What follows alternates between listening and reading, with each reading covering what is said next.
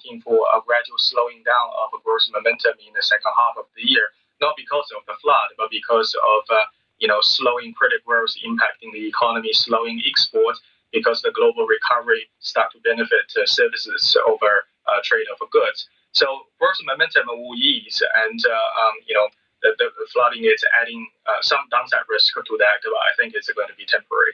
Mm-hmm. Also, Aidan, overnight we're seeing that Didi shares fell by around 11%. That's after reports say that China is possibly considering harsh penalties on the company. So what kind of impacts do you expect that kind of maybe government movement to affect China's ride-hailing industry in general? Right. So if I'm sort of looking from a more of a top-down perspective, we certainly have seen a lot of regulatory tightening for internet companies, and I'll put the recent actions in three categories. You got a de-risking category, which is more for Ant Financial. Ant is obviously fintech, but in CSRC's and PBOC's eyes, it's more think than tech. So if it's a financial institution, it ought to be regulated X1. The second category is antitrust and fair competition, and that's where Alibaba and Meituan fall into that group. And the third one is the data security nationals, which I think Didi is encapsulated in that group. Obviously, this does have a bit of a geopolitical consideration into it, because late last year the U.S. passed the Foreign Company Accountability Act, which could potentially have information to U.S. regulators, and hence I think the Beijing's action is essentially providing a bit of a safety net against the potential outflow of sensitive information, and therefore protection of its own national security. Indication of a mistrust between the two sides, leading to overarching national security regulation that have spillover effect into financial market. And that's unfortunately causing a lot of decoupling between the two countries. So I think the impact will be a lot of US-listed Chinese companies will be coming home in the future years, and that will benefit Hong Kong and Shanghai. All right, Aidan, thank you so much indeed for your insights. Aidan Yao, a senior emerging Asia economist with AXA Investment Managers. Those are your business updates for now. Over to you, Avril and Teresa. Thanks for that, Henry. Well, news just in. New Zealand is suspending quarantine-free travel with Australia for at least 8 weeks. This is effective midnight tonight. Prime Minister Jacinda Ardern said the Delta variant had materially changed the risk profile for the trans-Tasman bubble. And she said, COVID has changed, so we must. More than half of Australia's population is under a lockdown, and this morning the state of New South Wales declared a state of emergency. And the other big story we are tracking here on CNA, the Tokyo Olympics. It's overdue by a year, but Japan is finally ready to put on a brave show for one of the world's biggest sporting events. Never has the Olympic motto held more significant: faster, higher, stronger. This time, the word together has been added to it. For Team Singapore, food fuels their performance, but a smaller delegation means no chefs or dietitians will be in Tokyo, and restricted movements will hamper getting resupplies. Alif Amsha looks at how the team has found the solution in a bag.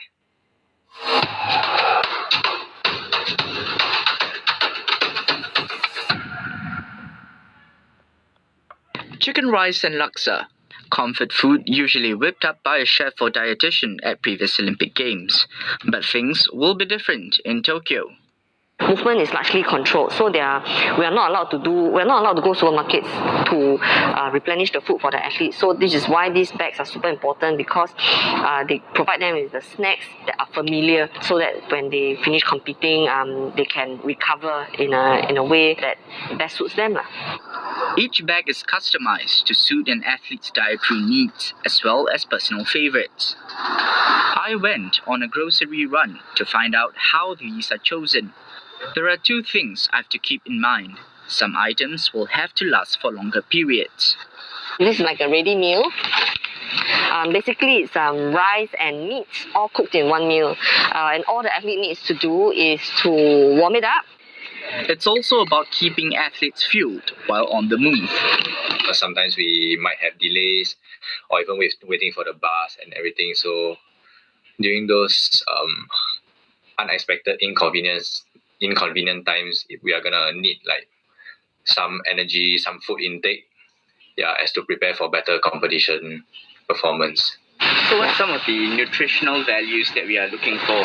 So we are looking out for things like carbohydrate. So the carbohydrate is to replenish the fuel that they used up during training or competition, and then the protein is for muscle building. So with every event like training or competition, you're going to end up with a little bit of muscle damage. And there's also the regular import restrictions to consider. One of the considerations that we had were, like entry of items into Japan. So like some countries can be quite strict. And for now, we know that fruits and vegetables cannot be brought into Japan. For some athletes, knowing what food supplies they have in Tokyo is one thing less to worry about. It definitely brings comfort in a way that it kind of like familiar food. Like I was given powdered soy milk as well, because when I'm at home I drink soy milk for like protein and recovery, to help with recovery. So I think that will definitely help ease my mind, knowing that I have the resources to like fuel my body right. I guess helps to minimize contact with other athletes, just to be safer in like the whole COVID situation. It's just good to know beforehand like what kind of snacks that I'm bringing. It really takes off like one thing out of my mind. Food for thought as the athletes prepare to step up to the plate at the Games. Well, that does it for this edition of Asia First. Thank you for your company. And thanks for staying with us. Have a great day ahead. Remember, the news continues on CNA, so do stay tuned. Bye for now.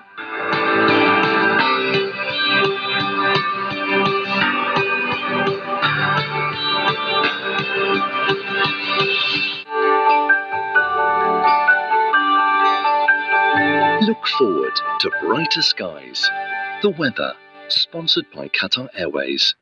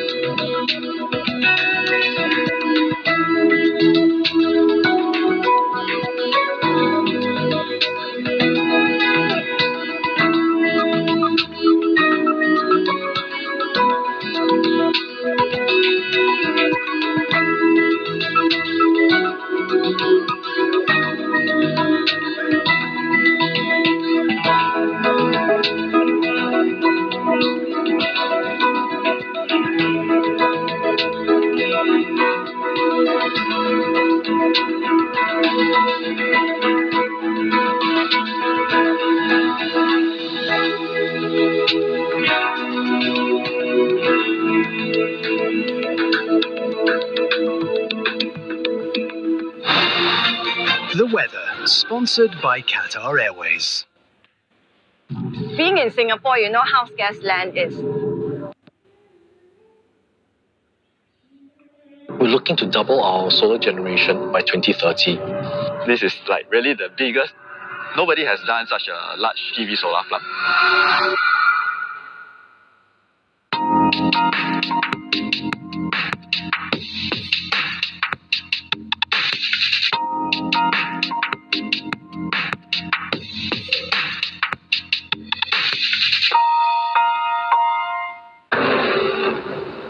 The economy of today. It's extremely extractive, it's very polluting, and it's very wasteful. How can we actually give meaning to the products that we're wearing today or eating today? All the waste needs to be upcycled and recycled back into our existing system. Imagine a future where we put these calories and nutrients to good use by feeding them to an insect who transforms them into something we can use instead. Meet the Mavericks, unlocking opportunities and redesigning systems so nothing goes to waste. The sooner we adopt circular economy approach to the materials, I think it will be better for the earth. This is just the beginning of really being able to solve a global problem. Watch Climate for Change, Closing the Loop. On demand at cna.asia.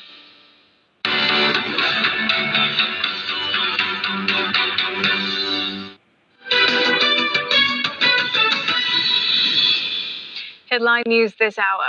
New Zealand is suspending quarantine-free travel with Australia for at least 8 weeks in light of the Delta-driven surge in cases. The suspension is effective midnight tonight. In Australia, the Premier of the state of New South Wales has called the worsening COVID-19 situation a national emergency. She's urging the federal government to refocus the country's vaccination strategy. Picking up the pieces after rainfall unseen in 1,000 years. And it looks like the historic deluge is far from over as more heavy rain threatens China's Henan province. Typhoon Infa is on a path towards Shanghai and the Yangtze Delta and could reach super typhoon status. It's already blamed for the floods in Henan.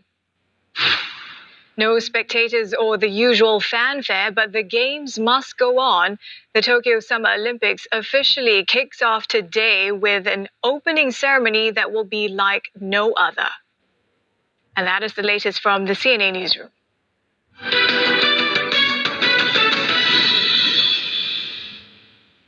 From the top stories in Asia, a quicker, portable way of testing for COVID-19 in just 5 minutes. To breaking news in the US and Europe. US President-elect Joe Biden is set to formally introduce his top economic team. With an eye on markets opening across the world. Wall Street's major indices all closed the month with double-digit percentage gains. It's the one bulletin that offers you a global perspective. World Tonight, daily, on CNA.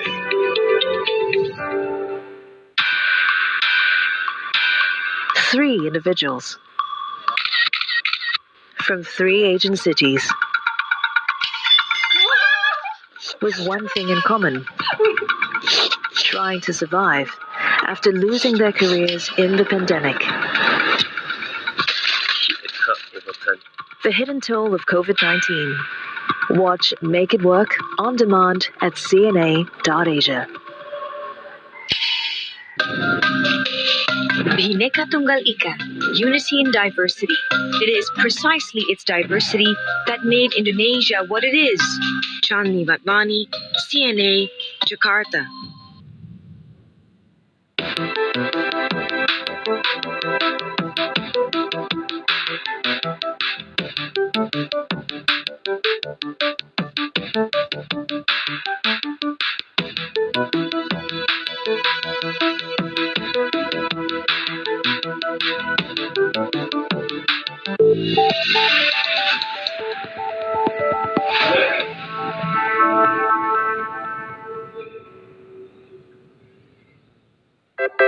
Since when did I start dreaming? Even as a kid at like 14 and 15. Only, I think, after the 2017 SEA Games. After competing in the ASEAN Para Games in 2015. That's where the Paralympic dream and journey begin.